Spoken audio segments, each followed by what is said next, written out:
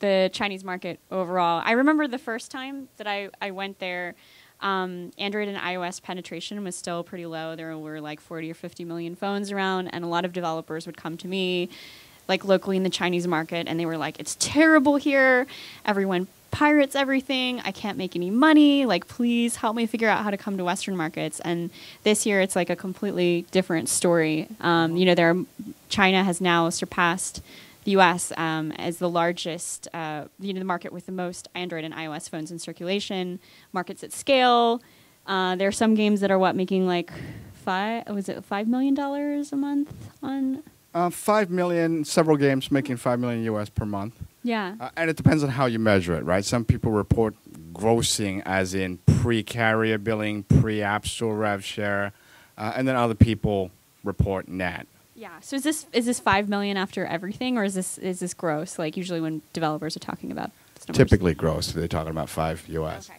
And then I also asked you this before, but like once you factor all of that out, like what are all the different layers? That if a developer comes to the Chinese market, they've got to pay for carrier billing, they've got to pay for the app store, they've got to pay for maybe a publisher partner. What does that look like? Yeah. So in the Western world, right, it's pretty simple, right? Discovery, payment, distribution, it's verticalized, right? Apple, Google Play, and Amazon primarily. In China, because each of the discovery, distribution, and payment layers are handled by different parties. There you go. None of that works in China. So each layer kind of takes their cut. The good news is, because there's so many Chinese people, you make up for it in volume. So typically, if you're using carrier billing, and primarily for single-player casual games, carrier billing is the most effective.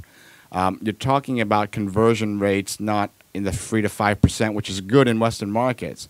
For carrier billing, on the top app stores, top conversion app stores, you can get up to 25-30% for the paid conversion. And even on the mass markets, open markets, it's 10 to 12%. So you kind of make up for less rev share, percentage-wise, but in terms of much higher conversion rates from free to paid, and also much more volume. So the funny thing is that you said that 2011, right? Yeah. 50 million smartphones in the market, and that it's mostly iOS too. Right. They're mostly I remember when I was out there then, the people would save for like months of most of their disposable income, or even more Right. than that, just to buy an iPhone. And now it's completely reversed. But only in China would you say 50 million smartphones? That's such a small market. Yeah. Right? 50 million smartphones in most countries would be a huge market. Yeah. But now it's 400, right? Yeah, now it's 400. It'll probably top 550 before the end of the year. It's growing at about 30 to 50 million new devices shipped every month. Uh-huh. And then, so the most successful casual game developers there, what are they seeing in terms of monthly active users or daily active users for their titles? It really depends. And there's a big range. And one of the key factors is, do you want volume or do you want revenue, right? So if you put out a game that is completely free to play, free to play Akai, you won't make any money of it, okay? You can drive 10x the volume, right? But that's all you got. You got volume, right? If you want to optimize your game for a balance of revenue versus volume, obviously, it's going to be less, but you're going to make, a bang for the buck, right? Every user that downloads your game, you're going to get. They're going to be revenueable. They're going to be convertible. So, what kind of genres of games are doing well now compared to 3, 6, 12 months ago? What genres are on the rise? What are the big trends in terms of content? Yeah, I think 12 months ago in the China smartphone gaming market, everyone, particularly the local players, were focused on RPGs, MMOs, because they were really the only content that was monetizing well.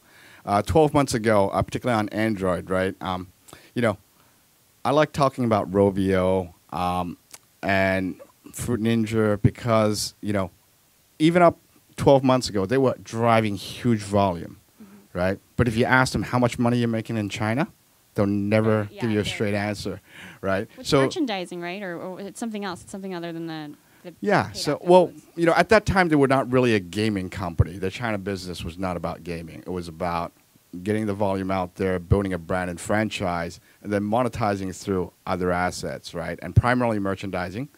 So if you had a single-player casual game, particularly on Android 12 months ago, very, very difficult, almost impossible to make any decent amount of money in China off those games. Right now, though, that's completely reversed. So, single-player casual games, if designed and optimized properly, you can do $1 million+ run rate, on a single-player title. And the kind of volumes you get, they're very sustainable. So to give you an example, there will be a slide that comes up as it cycles through with Ski Safari. Your cosplay slide too. Huh? It just came up. Is that right? Yeah. I didn't see that. So they made me dress up in a Aries costume during China Joy last week. So, yeah, let me know when that comes up. Yeah. But with Ski Safari, a year ago, they actually launched that game in February of 2012. And they self-publish in the China market as a $1 premium download. And between February and December of last year, they had 35,000 downloads. Oh, my God. Okay. Not a good look. Okay. Anyway, back to the game. Don't look at the screen. Look at me. So 35,000 downloads. They were making like $69 net per day on average. Right now, we just broke 25 million active users on Ski Safari, all in China. The game's doing about 15,000 US per day, and that's net of App Store fees, carrier billing fees. But not net of you. Not net of me, but I actually got an interesting email from Morgan Jaffet, from one of the founders of Defiant Development. They made the Ski Safari game, and it was, well, now that we're not just making pocket change, how can we optimize on tax, right? So when a few points actually, is a significant amount of cash now, a year ago, no one worried about, a few points on tax. We're making $69 a day, right? You don't worry about it. Yeah. But when you get to, 210 in the Chinese times market, that, you're kind of like taxed like 3 or 4 times by different entities along the way, right? So it's like how much to carrier billing, how much to the store, how much to you. Like, it's a lot of different layers. Yeah. But net. I mean, after all of that, if you can drive 15,000 US a day, net of all of that, it's still a good business, right? So we were talking now it's a about significant market. Punchbox, which is a competitor of yours, they said they were making something like $15 million a month, like primarily in the Chinese market. But you were saying that you think it's probably like 35 cents on the dollar once you account for everything else. Probably about right. So they've actually got, so Punchbox is a ad network, a game studio, a publisher, and a media. Yeah. So I don't know what they are, but so that number is the combination of all the things they do. So certain parts of their business, so their first party publishing will be very high margin, right? Because they take all the net. Other parts of their business, particularly a area of their business that drives a lot of revenue volume, we call it payment on behalf. Okay, so basically they're just a payment processor for other games in the market. And the net on that is very, very low. Yeah. So what are you seeing in terms of the power dynamics between all the different alternative Android app stores? Like, who's on the rise? Who's important? Who do you need to be working with? Yeah, so one of the slides that popped up before, not me in cosplay, but the Welcome to China slide, that's what the China mobile gaming ecosystem really looks like. So just with the app stores, we work with over 400 Android app stores in China. About 25 to 30 of the top app stores, we call them tier 1 partners, they probably drive 80% of the volume in the market. So 91.com, big news a couple of weeks ago, them being acquired by Baidu. For how much? It was like 1.6 billion. What was that? $1.9 billion US $1.9 dollar. billion dollars for an Android app store. And Baidu was paying for it to catch up because they're behind in mobile. Correct. I mean, if you look at the big players in the market, in e-commerce, gaming, search in general, basically it's Baidu, it's Alibaba, it's Tencent. and then bit of Sohu, bit of Sina. But Tencent and has been way ahead, right, in the gaming business. So there's two companies that are really doing a lot of M&A this year, very focused on mobile. Alibaba and Baidu. They're basically trying to snap up everything mobile related, just to catch up. Maybe to the even mass. people in this room. Who? I know nothing. Okay, so the 91 Baidu deal, what does that mean for the? How do you interpret that? What does that mean? Is that triggering a wave of consolidation among all these app stores? I think it's a start of a wave. The thing is, though, is that some of the we call them tier one partners. Some of them are so big already. Yeah. You can only do so many $1.9 billion deals, right? I don't care how big you are. So I don't think we're going to get like 20 $1.9 billion deals. I think there's going to be more of the 50, 100, $200 million deals that are going to go on throughout this year. But, a lot of the small players will just die, right? Or just get absorbed. And you won't even hear about it, right? It could be a $2 million deal. It could be an acqui-hire deal. So most of them will largely go by unnoticed. Yeah. So we were talking earlier, and you saying that some of the stores, with 91 losing some ground just as Baidu acquired them, and then Wandojia, which is another store, was also losing ground. And you were saying that carrier app stores are actually gaining in power in China right now. Yeah, actually, 91 was not losing ground. They were actually gaining ground. They were gaining ground. Okay. And they were not. They were taking share from some of the smaller players. 360 is gaining ground, and they're taking share from a lot of the smaller players. Wandojia is one of the independent third-party platforms. What we've been seeing from our numbers anyway is that they have been losing share, and they're losing it to 91 and 360. The other point you brought up, though, is that carrier app stores, so the China Mobile App Store, the China Telecom App Store, and the China Unicom App Store, they're gaining a lot of share. A year ago, their volume was inconsequential, right? For all the size and grunt of a Chinese carrier, they were probably driving 2-3% of the market in terms of downloads 12 months ago. I think right now they're probably 10-20%, and I think a year from now they're going to at least double that. And the main reason is that they've kind of figured out how to play in the App Store ecosystem.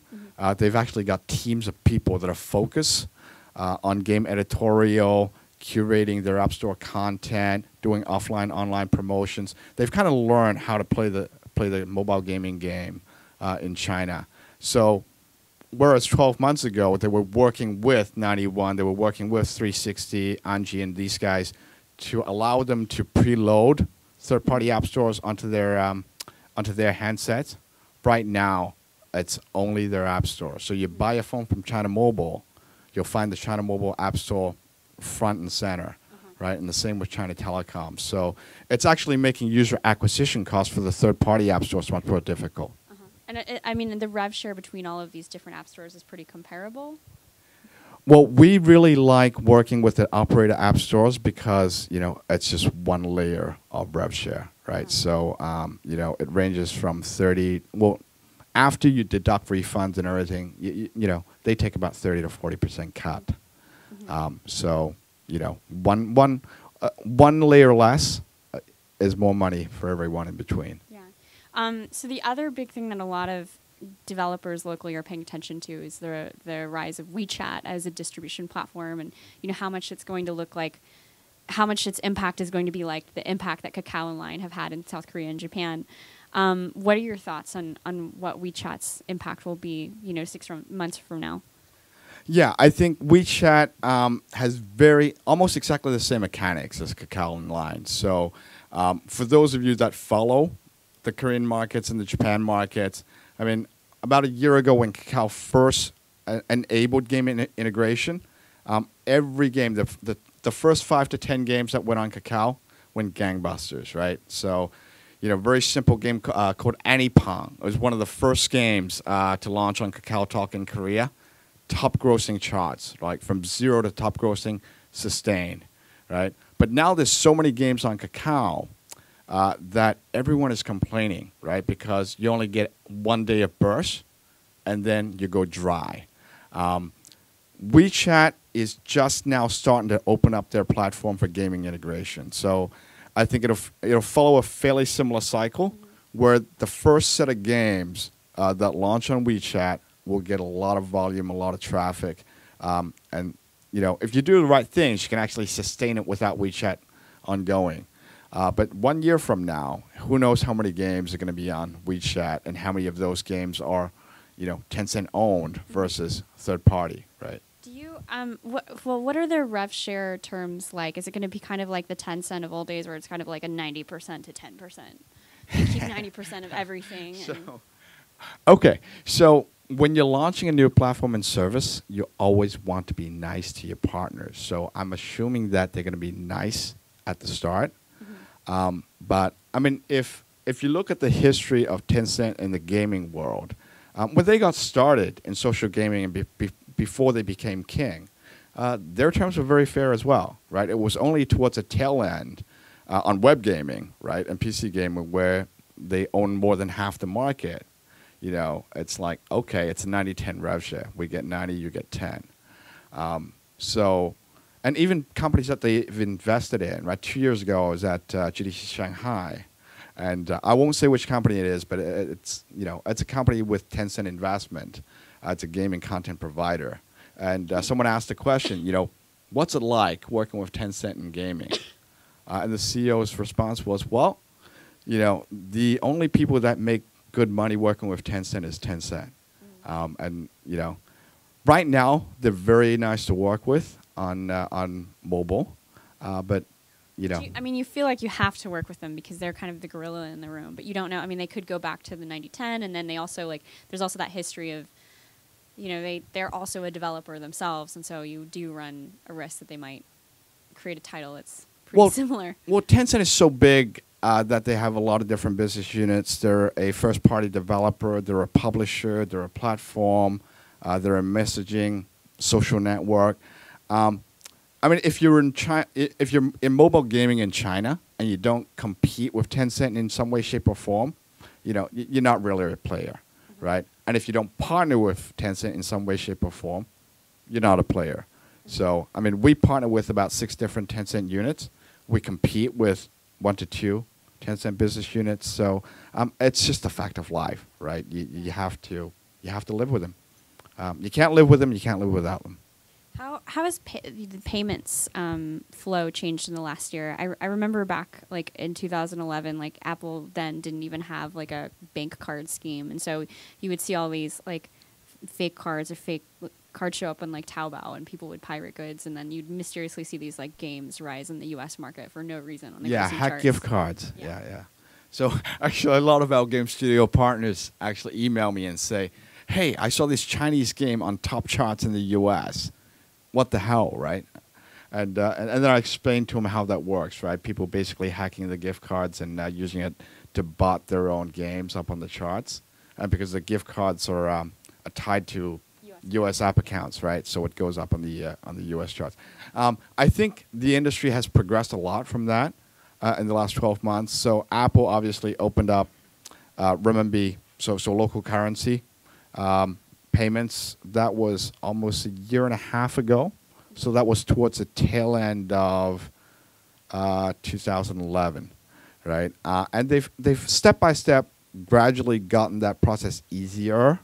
It's still not easy, but that's kind of why Android has been on the rise during the last 6 to 12 months, because Android payment processing through one-click carrier billing, it is just easy. No usernames, no passwords, no credit cards. 1 click, and it's deducted from your phone bill, and you get an SMS message confirming the purchase. So, a top 10 Android game in China, what are they making relative to the top 10 iOS set of games in China? It changes over time, but right now it's about 2 to 3x on Android versus iOS. Yeah, and that's if you're adding up all the various stores, right? Correct. Yeah. One of the other things we talked about earlier, which I thought was kind of interesting, was that you're saying Jeff, who runs iDream Sky, which is a competitor of yours, said that he was saying that the higher end phones or handsets actually monetize worse than the middle to lower end handsets, and he had a really interesting theory why.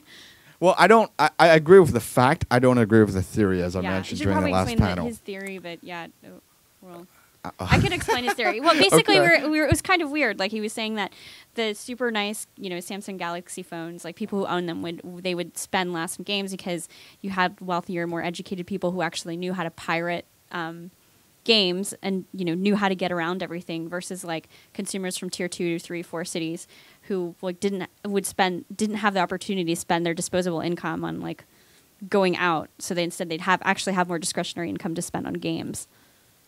Yeah. So I agree with the fact, but Yeah. you have a different theory. Yeah. You don't have a different theory. Well, we look at data, right? Yeah. So we analyze everything, we track everything with real-time analytics, and what we basically see is that the Chinese mobile gaming demographic, a huge percentage, over half of that demographic, is very young people. So from high school to mid-20s, late 20s.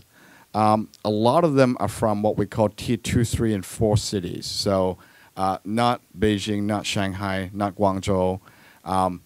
Limited entertainment options. So, going to movies, going to karaoke, going out to nice dinners. It's not as prevalent, right? And their disposable income. So a lot of these gaming demographic might only earn $300 to $400 per month, right?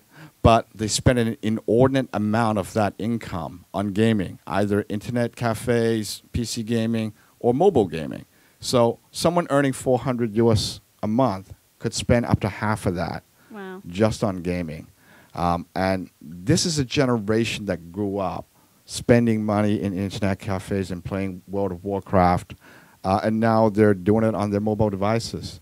And all of these guys can't afford to pay $800, $1,000 equivalent for a Samsung Galaxy S4 or a iPhone 5, because we don't get in China. We don't get as good carrier subsidy plans on the handsets. So that's why the lower end handsets typically monetize much better for mobile gaming. Mm-hmm. And since you're building for this part of you're not building for the Beijing, Shanghai super cosmopolitan like upper class kind of consumers. Like, what do you actually have to do to localize the content to appeal to these like tier 2, 3, 4? Right. So there's a lot of many different aspects. So let's think about the game culturalization first. So we spend a lot of time and do a lot of work making sure that the games have the theme, culture, storyline that Chinese gamers are going to understand, right? So I actually wrote an article for Gamma Sutra a long time back called Who the Hell is King Arthur, right? And imagine a Chinese person growing up in China. Why does this dude that pulls a sword out of the rock become the king of England? It's a total flyby, right? It's just like an American playing a Free Kingdoms game.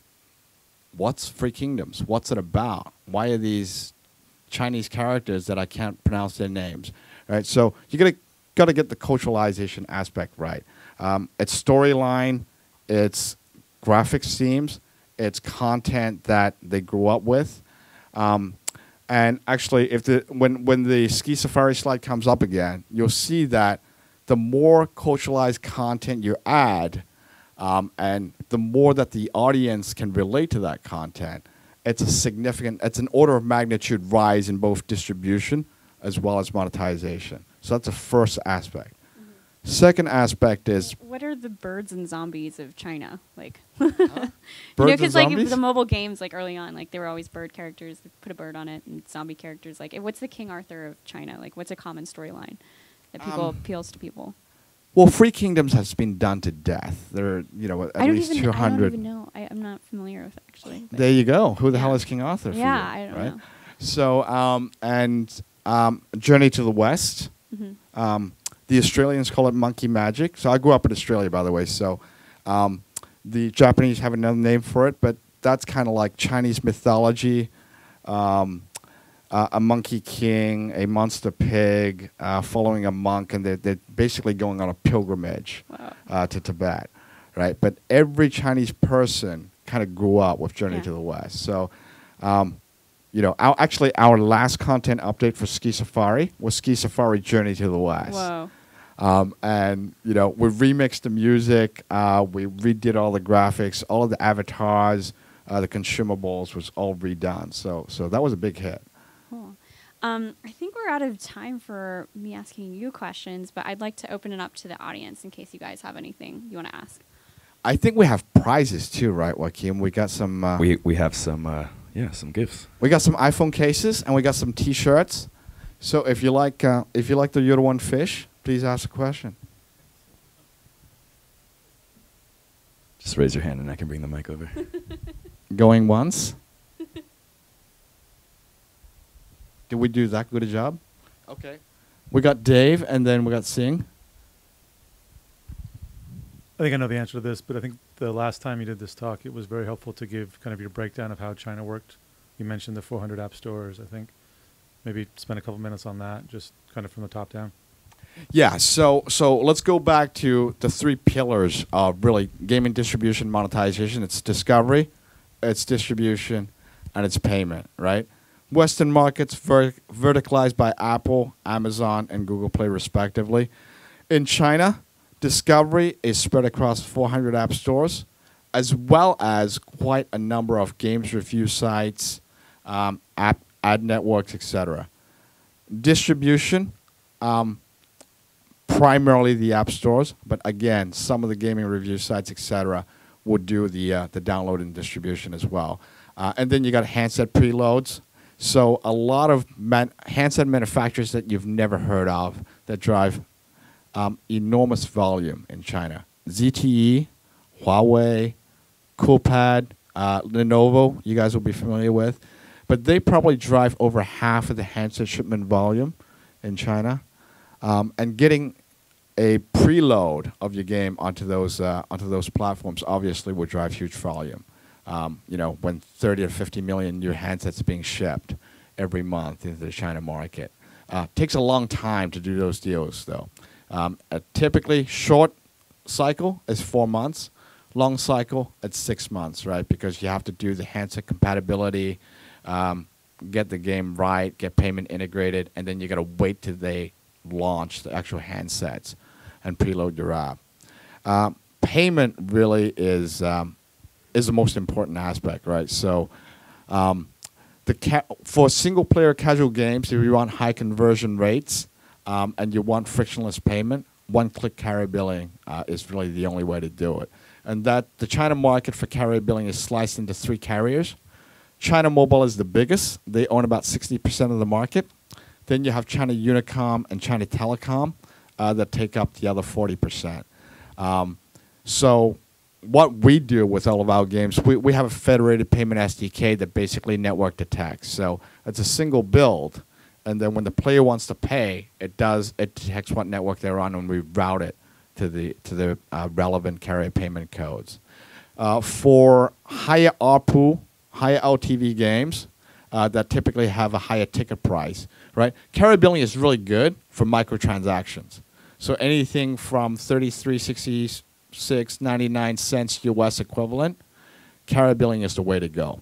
But when you've got games that, you're buying IAPs at $10, $50, $100 or more US equivalent, not so good for carrier billing. One, the rates they charge are high, and 2, carrier billing actually has caps on transaction sizes on a daily, weekly, and monthly basis. So, for example, they might cap per user per game at the equivalent of $50 US per month, right? So if you're doing a MMO, you definitely don't want that. Then you go to App Store specific payment processing systems and e-commerce payment systems like Alipay. The commissions they charge will be a lot lower. And obviously there's a little bit more friction in terms of the payment processing cycle. But if I want to spend $100 US on a game, right? I'll take a few more steps. It's got to be a game that I really like, and I'll take those few more steps to register an account and bind my credit card or online bank to that payment process. Does that answer the question, Dave? Zing? So actually, in general, like what's ads revenue share in market in China, and what's your experience on like Ski Safari? Like, do you guys have ads revenue comes from the game?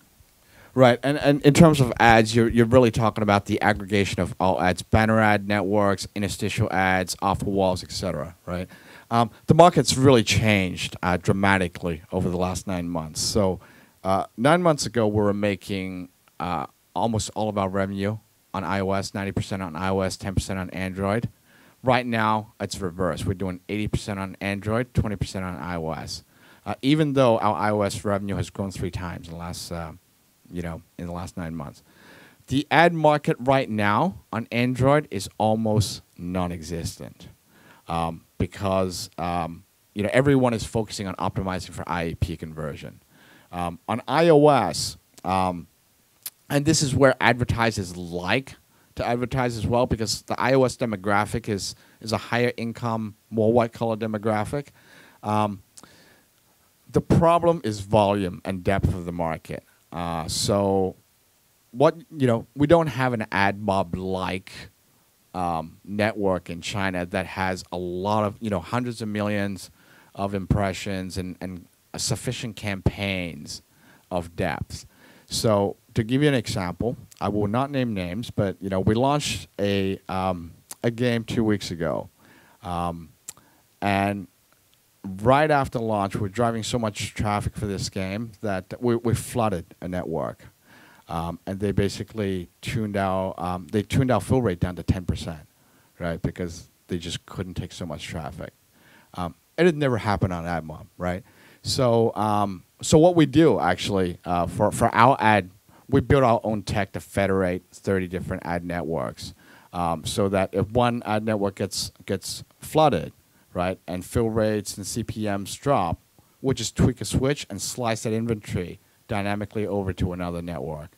So we federate over 20 banner ad networks, 6 interstitial networks, about 8 different offer walls, so that we can slice those traffic dynamically every day. And our ad manager basically calls up the networks and says, how many impressions you want today, what format, right? And we'll just slice it to you. And that's how we optimize our eCPMs on ads.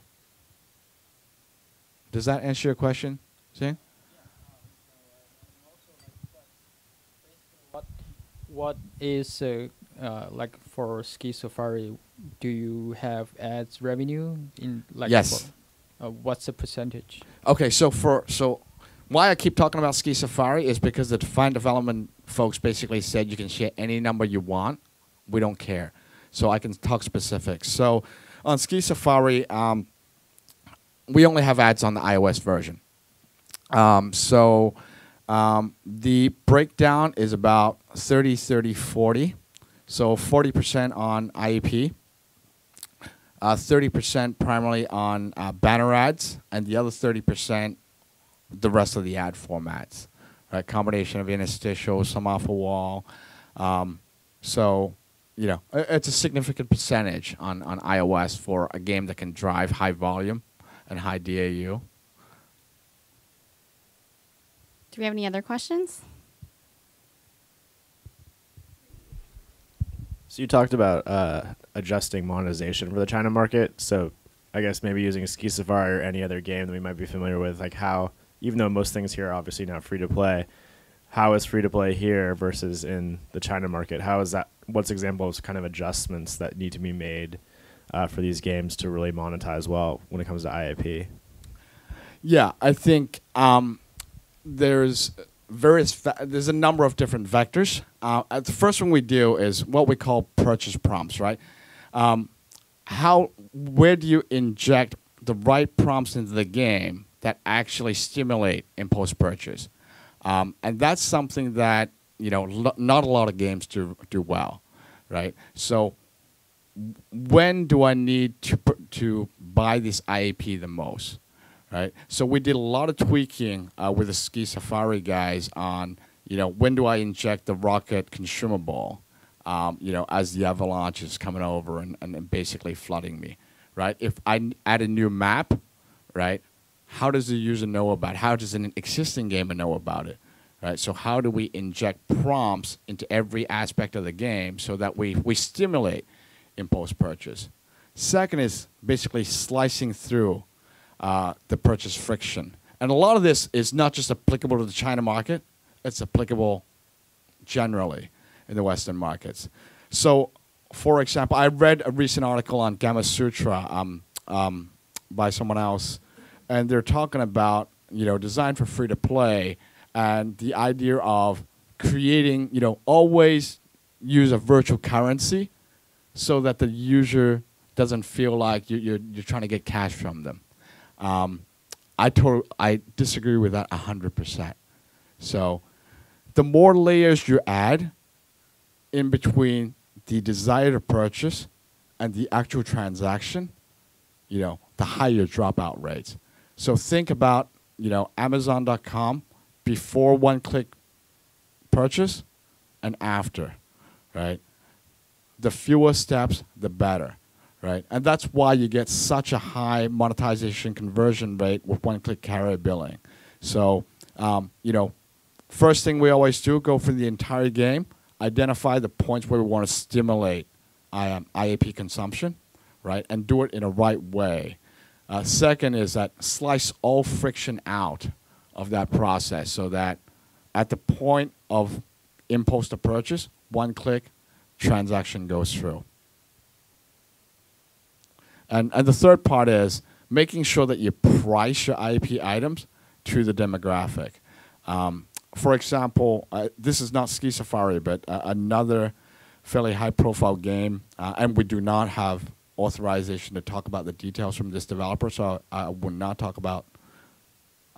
name names. But when we worked on the product design initially before the game launched, we made a number of recommendations on the bite size of the IAPs, right? They had this really, really big IAP items, which were $5, $6 US to unlock a whole bunch of things. And we basically said, we told them that we need to break that down, right? If you don't break it down into bite-sized chunks, which is like $1 or 50 cents US equivalent per chunk, your conversion rate from free to paid is going to suck, and it's going to suck badly. And because it was the first time we worked with them, they actually insisted on using what they thought was the proven model that they had done in the Western markets. So 2 months afterwards, they came to me and said, IP conversion sucked. And I said, I wonder why, right? So now we're going back to, after that we went back to the plan of breaking them up into chunk-based sizes, and IP conversion has improved significantly, by hundreds of percent. I think we had 2 other questions. Can you speak a little bit on brand loyalty trends that you see in China and whether or not you see large player bases moving between games of the same publisher, if you see a larger sort of game appetite amongst players? No.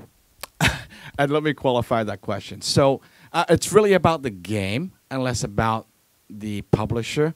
But that said, it really depends on how well the publisher or the developer cross-promotes and converts that traffic in between their various games, right? Some publishers do a really good job, which means that anyone playing one of their games, right, there are going to be multiple injection points that introduce their other games to the players.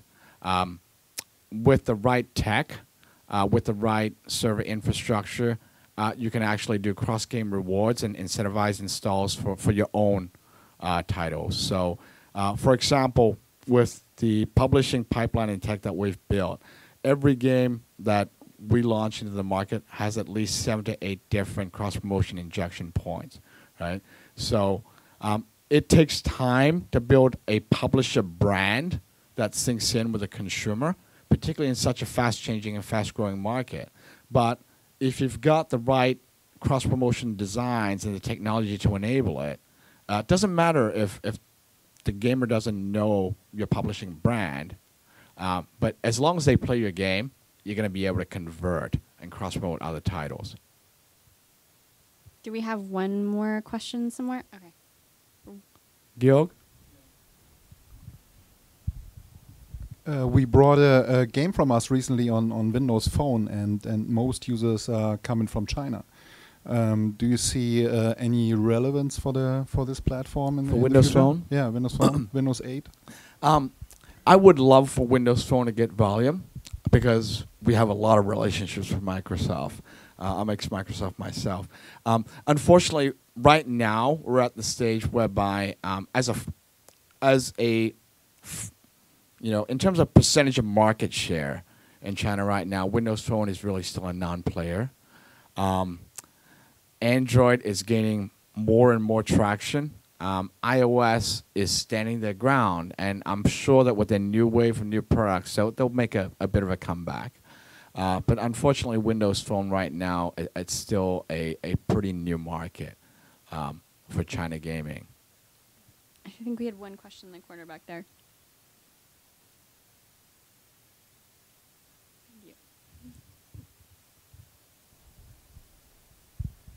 So I'd like to ask a bit about what do you think about the short-term future of gaming in China? What do you think the landscape will be like in the next 2 years? Will games, because in the West, games moving towards a high production value, like more complex graphics, mechanics, gameplay. And right now I see like the hits in China are really like sort of basic, simple games, like Fruit Ninja. Do you see, what would you think about where we're headed? So you're talking about 2-year time frame, right? Yes. 2 year is a lifetime. Well, it's multiple lifetimes for mobile gaming, particularly in China. I hate predicting the future, but what we're actually seeing is we're seeing a convergence of behavior among the gaming demographics for both East and West. So, for example, for a long time in Western game development community, free-to-play was an evil word. And even now, I mean, if you're regular readers of TechCrunch, of Gamasutra, and other, gaming focus media, there are lots of big debates and discussions among the game studios that, we don't want to do free-to-pay. Because, you're just trying to get money out of your gamers. You're not designing a great game experience. But more and more, Western gamers, as the grossing charts are proving, and the distribution charts are proving, the demographics are preferring free-to-pay. In China, we grew up with it. We didn't have a choice. We spent the last 10 years from PC gaming to feature phone gaming to web gaming. It was always free-to-play. So there never was a premium title market of any significance or size. I think that trend will continue, and the tastes and behaviors of both markets will start to converge. And as mobile gamers in China get more exposure to not just Chinese content, but Western game content, Korean game content, Japanese game content, their tastes in gaming will also become more sophisticated. I think that's all the questions we have, unless we have someone else out there. Okay. Well, thank you guys so much. Thank you for coming. And the last thing is, anyone who asked a question, track this guy down for your gifts. And anyone who wants the Yoda One T-shirt, first come, first served. So. We have a little video too. Oh, you're gonna show the video? Which one's which video are you showing?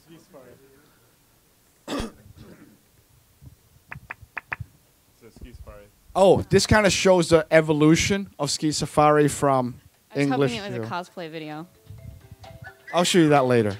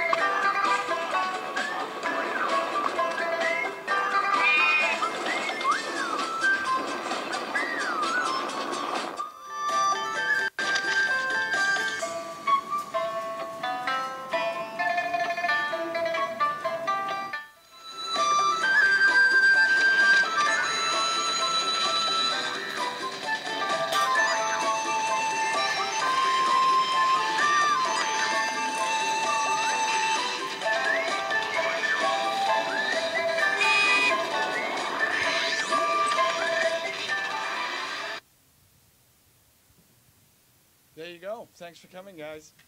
Thank you. We have some more food and coffee for the next.